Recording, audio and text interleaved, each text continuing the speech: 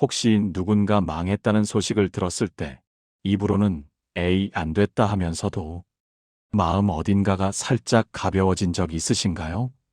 평소에 썩 좋지 않게 보던 누군가가 어려움에 처했을 때 겉으로는 걱정하는 척하지만 마음 한구석에서는 묘한 안도감이나 심지어 통쾌함을 느꼈던 순간 말입니다.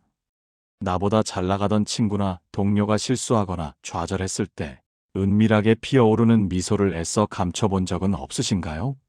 우리는 오늘 이처럼 인간이라면 누구나 가질 수 있지만 결코 마음속에 들여서는 안 되는 최악의 감정, 바로 질투와 남의 불행을 즐기는 마음에 대해 깊이 있게 이야기해 볼 것입니다.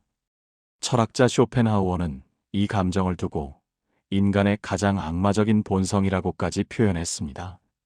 과연 그 이유는 무엇일까요? 그리고 우리 모두는 이처럼 파괴적인 감정으로부터 어떻게 자신을 지키고 더 나아가 어떻게 하면 더 성숙한 인간으로 거듭날 수 있을까요? 지금부터 쇼펜하우어의 날카롭고도 깊은 통찰 속으로 함께 들어가 보겠습니다. 이것은 단순히 마음을 잘 다스리는 내면의 문제가 아닙니다. 우리의 영혼이 어떤 방향으로 나아가고 있는지를 결정하는 아주 중요한 이정표가 될 것이며 우리의 삶의 품격을 좌우하는 결정적인 갈림길이 될 것입니다. 첫 번째, 쇼펜하우어가 말하는 질투의 본질과 그 의미에 대해 심층적으로 탐구해 봅시다.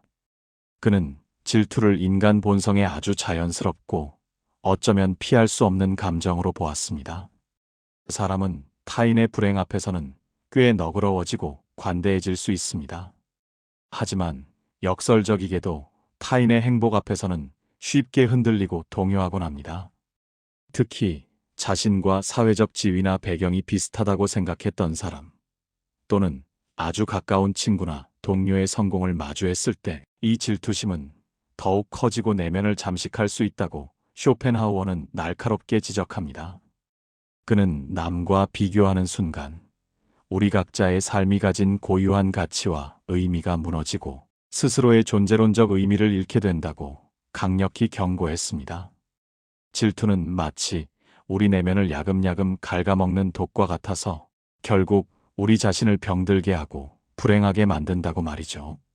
그렇다면 이처럼 해로운 질투를 우리는 어떻게 현명하게 다스리고 극복해 나갈 수 있을까요?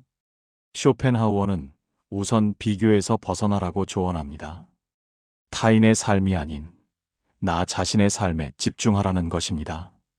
남의 행복을 진심으로 축복하고 작은 일에도 감사하는 마음을 가지는 것이 중요하다고 강조합니다. 나만의 속도와 나만의 시간표를 믿고 외부의 시선에 흔들리지 않으며 고독 속에서 진정한 내면의 평화와 행복을 찾으라고도 했습니다. 또한 자신의 성취를 굳이 자랑하기보다 겸손하게 침묵을 지키는 것이 오히려 자신을 보호하는 강력한 방어가 될 수 있다고도 합니다. 불필요한 자랑은 때로 상대방의 숨겨진 열등감을 건드려 질투를 유발할 수 있기 때문입니다. 두 번째, 인류의 가장 어두운 그림자, 샤덴프로이데라는 감정의 등장과 그 파괴력에 대해 자세히 알아보겠습니다. 쇼펜하우어는 샤덴프로이데를 인간의 가장 악마적인 본성이라고까지 불렀습니다. 이 단어는 독일어로 해와 기쁨이 합쳐진 말입니다. 문자 그대로 타인의 고통을 목격하면서 느끼는 직접적인 즐거움을 의미하며 그는 이것을 순수한 악의의 발현이자 인간의 존엄성을 해치는 감정이라고 보았습니다. 그렇다면 이토록 끔찍한 샤덴프로이데는 왜 우리 마음속에 생겨나는 걸까요? 쇼펜하우어는 질투심, 끊임없는 비교 심리, 그리고 사회에서 느끼는 상대적 박탈감 등이 샤덴프로이데의 주요 원인이 될 수 있다고 분석했습니다. 자신이 열등감이나 질투를 느끼던 대상을 폄하하거나 그들의 불행을 목격할 때 거기서 묘한 쾌감을 얻는 심리가 발동하는 것입니다. 쇼펜하우어는 이 감정을 명백히 악하다고 규정했지만 일각에서는 이처럼 숨겨진 감정을 깊숙이 들여다보는 것이 자신을 더 잘 이해할 수 있는 계기가 될 수도 있다고 주장하기도 합니다. 또한 불행을 겪는 대상이 자업자득이라고 여겨질 때 느끼는 통쾌함은 어떤 의미에서는 정의 실현의 만족감에 가깝다고 해석될 여지도 있습니다. 하지만 쇼펜하우어는 이러한 해석을 경계하며 이 감정이 우리의 영혼을 얼마나 깊이 잠식하고 파괴할 수 있는지를 다시 한번 강력하게 경고합니다. 이 감정은 한 인간의 도덕적 나침반을 완전히 망가뜨릴 수 있기 때문입니다. 세 번째, 고통 속에서 찾을 수 있는 위로와 삶의 의미에 대한 쇼펜하우어의 철학적 견해입니다. 그는 삶에는 원래 고통이 내재되어 있다는 사실을 인정하라고 조언합니다. 고통을 외면하거나 회피하기보다는 그 존재 자체를 받아들이는 것이 중요하다고 말이죠. 덧붙여 고통의 원인을 제거하고 줄이는 것이 쾌락을 맹목적으로 좇는 것보다 훨씬 현명한 삶의 방식이라고 보았습니다. 철학은 삶의 모든 문제를 마법처럼 단번에 해결해 주지는 못할 것입니다. 하지만 우리가 겪는 고통이 오직 우리만의 탓이 아니라는 사실을 깨닫게 해주고 세상의 근원적인 고통을 이해하게 함으로써 우리에게 진정한 위안을 준다고 합니다. 쇼펜하우어는 위로를 단순히 예쁜 말이나 달콤한 격려로 감싸기보다 고통 속에 있는 이와 함께하는 것을 훨씬 더 중요하게 여겼습니다. 고통 앞에 선 사람에게 너무 많은 것을 하려 들기보다는 그저 조용히 곁에 있어주고 그의 아픔을 공감해주는 것만으로도 큰 위로가 될 수 있다고 말이죠. 때로는 자신보다 더 불행한 사람을 바라보면서 우리가 처한 상황에서 위안을 얻을 수도 있습니다. 그러나 쇼펜하우어는 타인의 불행을 단순히 자신의 위안 도구로만 사용하지 않고 그들과 진심으로 공감하고 아픔을 함께 나누는 것이 인간으로서의 도리임을 강조합니다. 그는 혼자 있을 수 없는 데서 대부분의 불행이 생긴다고 보았습니다. 타인의 평가나 시선에 끊임없이 집착할수록 우리는 더욱 불행해집니다. 그러니 외부의 기준이 아닌 자신만의 확고한 가치관과 기준에 맞게 살아가라고 조언합니다. 고독 속에서 자신을 성찰하고 내면의 힘을 기르는 것이 중요하다고 말이죠. 네 번째, 쇼펜하우어가 바라본 삶에 대한 비관적이지만 현실적인 관점입니다. 그는 세상의 쾌락보다는 고통이 훨씬 더 많다고 보았습니다. 삶은 마치 고통과 무료함 사이를 끝없이 오가는 진자와 같다고 했습니다. 이러한 비관적인 시각 속에서도 그는 자존감의 중요성을 그 무엇보다 강조했습니다. 타인의 평가에 쉽게 흔들리지 않고 자신의 가치를 스스로 긍정하며 존중하는 흔들리지 않는 자긍심이야말로 행복을 위한 가장 중요한 조건이라고 말입니다. 또한 그는 현재의 중요성을 역설했습니다.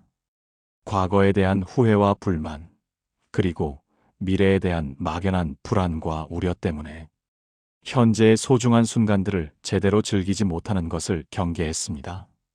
지금 이 순간에 온전히 집중하고 충실하게 살아가는 것이 삶의 진정한 의미와 행복을 찾는 길이라고 말이죠. 우리의 삶은 과거와 미래가 아닌 바로 이 현재 속에서 펼쳐지고 완성되기 때문입니다. 다섯 번째, 질투와 샤덴프로이데의 결정적인 차이점과 그 파급력에 대해 심도 있게 논의해 봅시다. 쇼펜하우어는 인간이 느끼는 부정적인 감정에도 분명한 급과 차이가 있다고 말했습니다. 그는 질투와 샤덴프로이데를 다음과 같이 명확하게 대조했습니다. 남을 시기하는 것은 인간적이다. 그러나 남의 불행을 기뻐하는 것은 악마적이다. 질투는 내가 갖지 못한 것을 가진 상대를 보며 느끼는 내면의 고통입니다. 이것은 비록 괴로운 감정이지만 그 뿌리에는 자신을 더 행복하게 만들고 싶다는 이기적인 본능이 있습니다.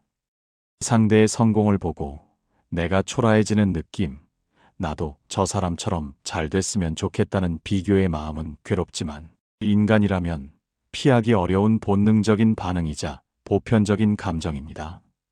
하지만 샤덴프로이데는 차원이 다릅니다.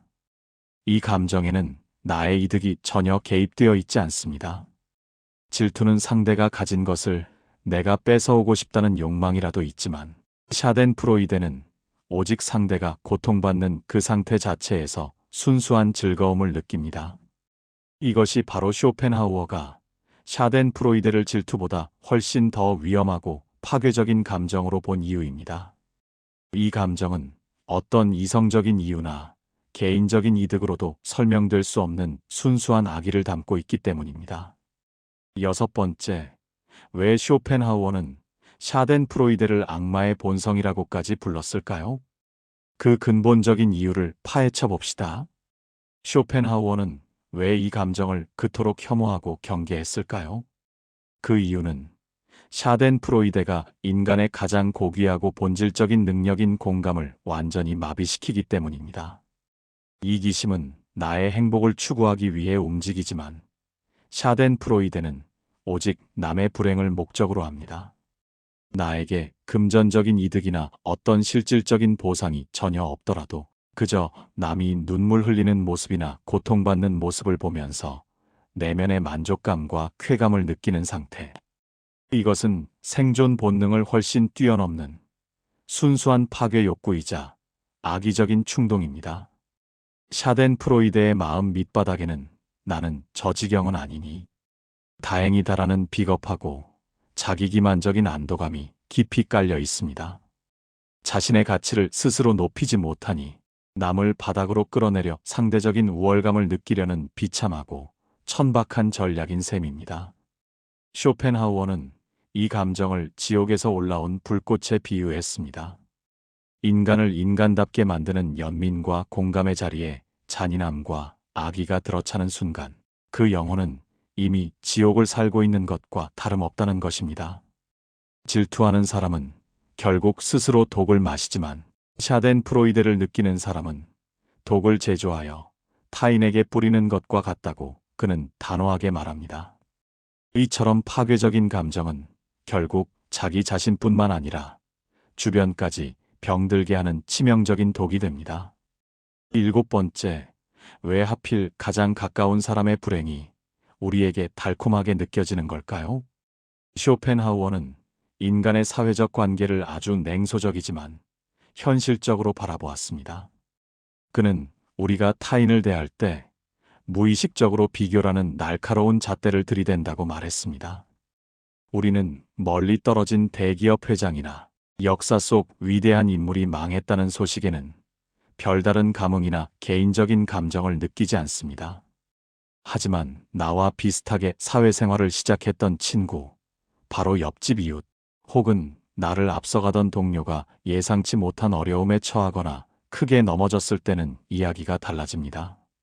우리가 샤덴프로이데를 느끼는 가장 큰 이유는 그것이 우리에게 저렴한 우월감을 너무나 쉽게 주기 때문입니다. 내가 위로 올라가고 더 나은 사람이 되기 위해서는 피나는 노력과 헌신이 필요합니다.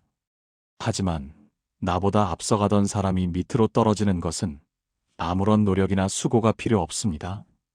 가만히 앉아서 그가 추락하는 것을 지켜보는 것만으로도 상대적으로 내 위치가 높아진 것 같은 착각에 빠지게 됩니다.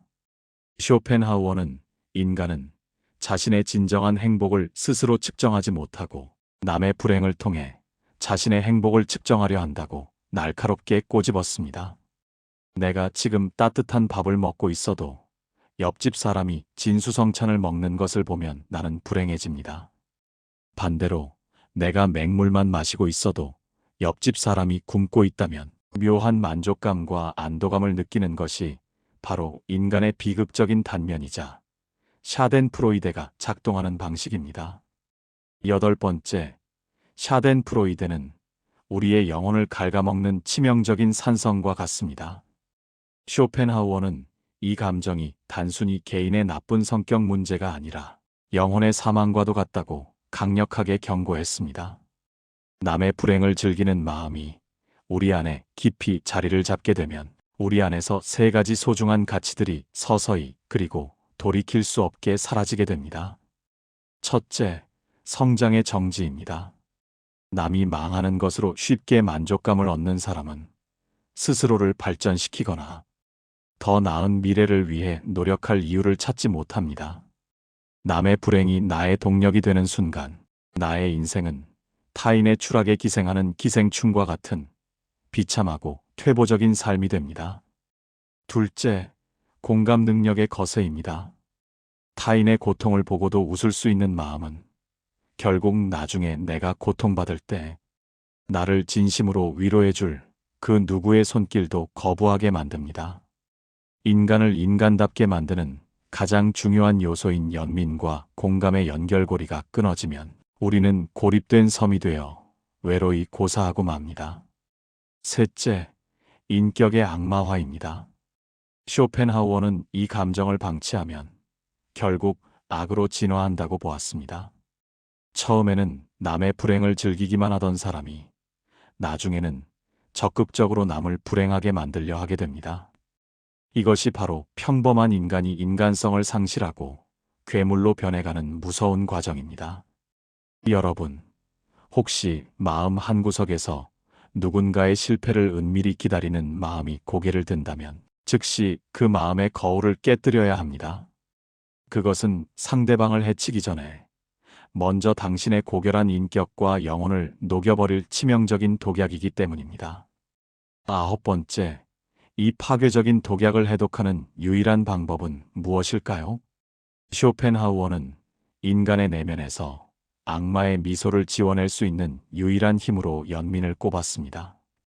그는 고대 인도의 철학적 명제인 타트 트바마시, 즉 그것이 바로 너다라는 깨달음을 깊이 강조했습니다. 우리가 남의 불행을 보고 쉽게 기뻐하는 근본적인 이유는 나와 남 사이에 두꺼운 칸막이를 치고 살기 때문입니다. 저 사람은 타인이고 나는 나다. 그러니 저 사람의 고통은 나와는 상관없는 단순한 볼거리다라고 생각하는 것이죠. 하지만 쇼펜하우어는 단호하게 말합니다. 모든 생명체는 근원적으로 하나로 연결되어 있다. 타인의 고통을 보고 기뻐하는 것은 자신의 왼손이 다친 것을 보고 오른손이 박수를 치는 것만큼이나 어리석고 비인간적인 짓이다. 여러분, 누군가 고통받는 모습을 보며 묘한 쾌감이 올라올 때 그 사람의 얼굴에서 나 자신의 모습을 발견해 보십시오. 저 사람이 겪는 실패, 질병, 이별은 언제든 나에게도 예고 없이 닥쳐올 수 있는 인생의 불청객입니다. 상대의 고통 속에서 나의 잠재적 고통을 발견할 때 비로소 잔인한 미소는 사라지고 깊은 탄식과 연민이 그 자리를 대신하게 될 것입니다. 이것이 바로 공감의 시작이자 연민의 완성입니다. 열 번째, 품격 있는 마음가짐의 중요성과 우리가 지향해야 할 삶의 태도입니다. 쇼펜하우어는 우리가 성인군자가 되어 모든 질투를 완전히 없애라고 강요하지 않았습니다. 질투는 인간의 본능적인 감정이기에 어쩔 수 없는 면이 있다고 인정했죠. 하지만 인간으로서 지켜야 할 품격의 경계에서는 분명히 선을 그었습니다. 질투는 충분히 승화될 수 있습니다. 누군가가 잘 나가는 것이 배 아프고 부럽다면 그 감정을 나의 긍정적인 동력으로 삼으십시오. 나도 열심히 노력해서 저 자리에 가야지라고 생각하는 것은 비록 고통스럽지만 자신을 발전시키는 건강하고 생산적인 반응입니다. 그러나 그 사람이 추락할 때 샘통이다라고 비웃는 것은 자신의 인격을 밑바닥으로 던지는 파괴적인 행위입니다. 쇼펜하우어는 남의 불행을 비웃는 웃음은 결국 자신을 향한 화살이 되어 반드시 돌아온다고 경고했습니다. 세상은 돌고 돌며 운명의 수레바퀴는 누구에게나 예측 불가능하고 때로는 가혹하기 때문입니다. 우리의 마음에는 근육이 필요합니다. 샤덴프로이데가 고개를 들 때 스스로에게 이렇게 질문해 보십시오. 이 사람의 불행이 정말 나를 더 나은 사람으로 만들어주는가? 내가 지금 느끼는 이 통쾌함이 내일 나의 불행 앞에서도 과연 정당할 수 있는가? 쇼펜하우어는 고귀한 영혼은 타인의 고통 앞에서 함께 전율한다고 했습니다.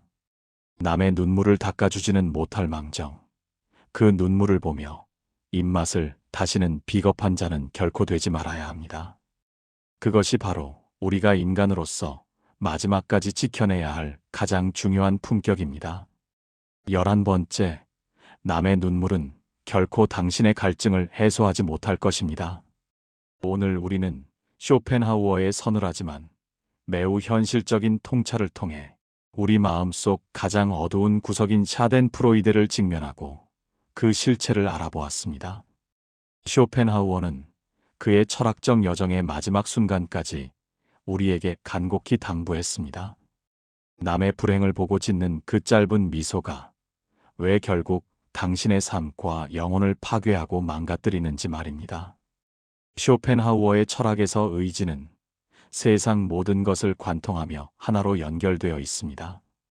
타인의 고통을 즐기는 마음은 결국 나의 내면을 거칠고 황폐하게 만들며 나 자신의 영혼을 병들게 합니다. 남의 불행을 비료 삼아 억지로 피워낸 꽃은 결코 향기로울 수 없으며 그 도끼는 결국 나 자신에게 고스란히 돌아옵니다. 진정한 승리란 무엇일까요? 누군가가 실패했을 때 그를 보며 고소해야 하는 것은 사실 그 사람보다 내가 더 못났다는 것을 스스로 자백하는 꼴입니다. 진짜 강하고 품격 있는 사람은 남이 무너지는 것을 보며 기뻐하는 것이 아니라 남이 무너질 때 인생이란 원래 이렇게 고단하고 예측 불가능한 것이구나라며 삶의 본질을 통찰하고 이를 통해 스스로를 더 단단하고 지혜롭게 가꿉니다. 이런 태도가 진정한 내면의 강인함과 품격을 보여주는 것입니다. 마무리하며 사랑하는 여러분, 인간의 마음은 끊임없이 흔들리는 정교한 저울과 같습니다. 한쪽에는 이기심과 악의가, 다른 한쪽에는 연민과 사랑이 놓여 있습니다. 쇼펜하우어는 다시 한번 강조했습니다.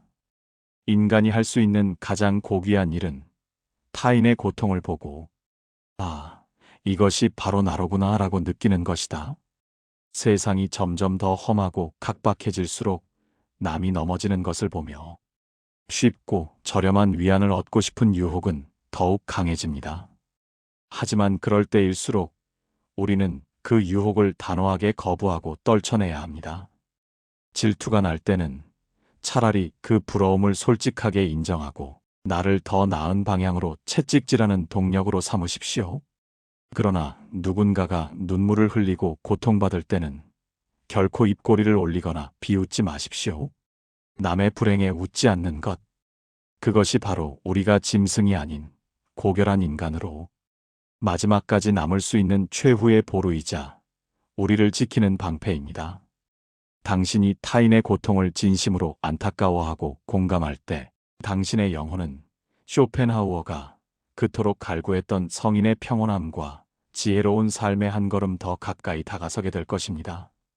비웃음보다는 깊은 탄식을, 조롱보다는 따뜻한 침묵을 선택하십시오. 그것이 바로 당신의 인생을 가장 품격 있고 아름답게 완성하는 진정한 길입니다. 오늘 영상이 여러분의 마음속에 작은 울림과 깊은 성찰의 계기가 되었기를 진심으로 바랍니다. 우리가 더 나은 사람이 될 수 있는 작은 시작점이 되기를, 그리고 이 깨달음을 통해 더욱 품격 있는 삶을 살아가기를 진심으로 응원합니다. 이 감정의 늪에서 벗어나 진정으로 자유롭고 성숙한 삶을 살아가는 여러분이 되시길 기원합니다.